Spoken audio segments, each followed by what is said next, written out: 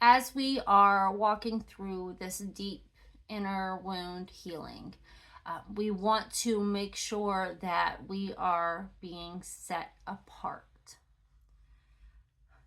Romans 12, 1 through 2. I beseech you, therefore, brethren, by the mercies of God, that you present your bodies a living sacrifice, holy, acceptable to God, which is your reasonable service. And do not be conformed to this world, but be transformed by the renewing of your mind, that you may prove what that is good and acceptable and perfect will of God. As you're doing this, we need to, examine the people that we're allowing to speak into our lives. Like, who are we spending most of our time with?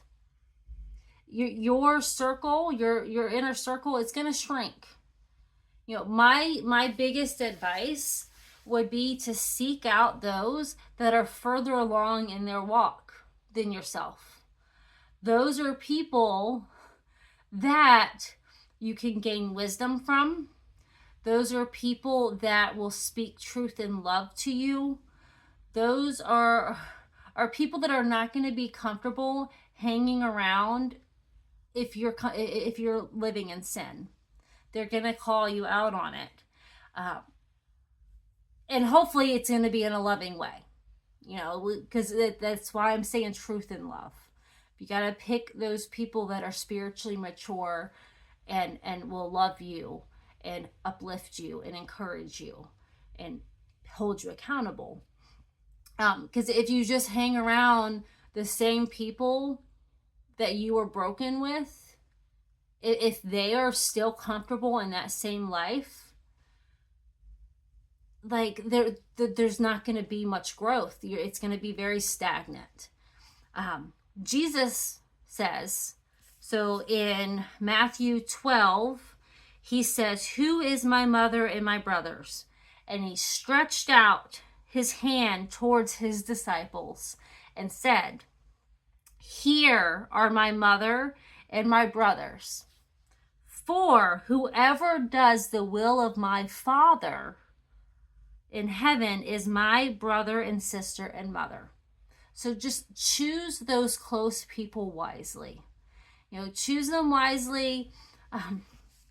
And that doesn't mean that broken family members, friends that you grew up with, that you love, that doesn't mean you cut them off. I'm not at all saying cut them off. I'm saying boundaries, and sometimes we have to love from a distance.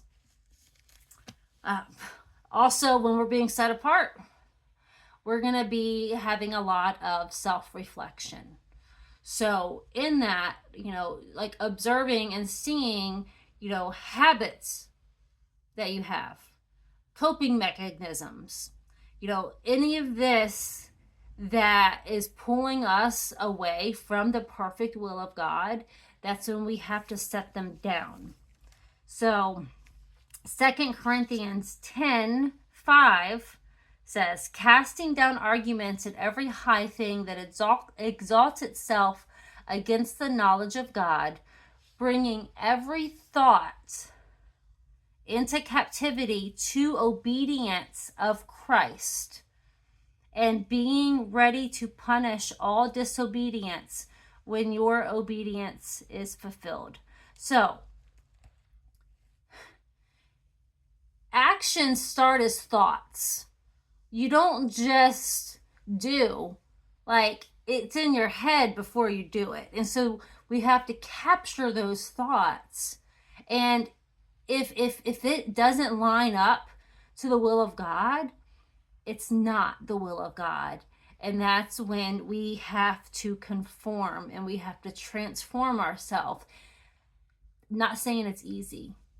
I'm not saying that it's going to happen like this. There's going to be times where we slip and we mess up, but we can't get comfortable in it. And we have to allow him to convict us. and allow ourselves to grow in that. So it's capturing those thoughts and putting it into practice with our actions. And again, when we have those solid, good friends, that's a huge support system that will definitely help you.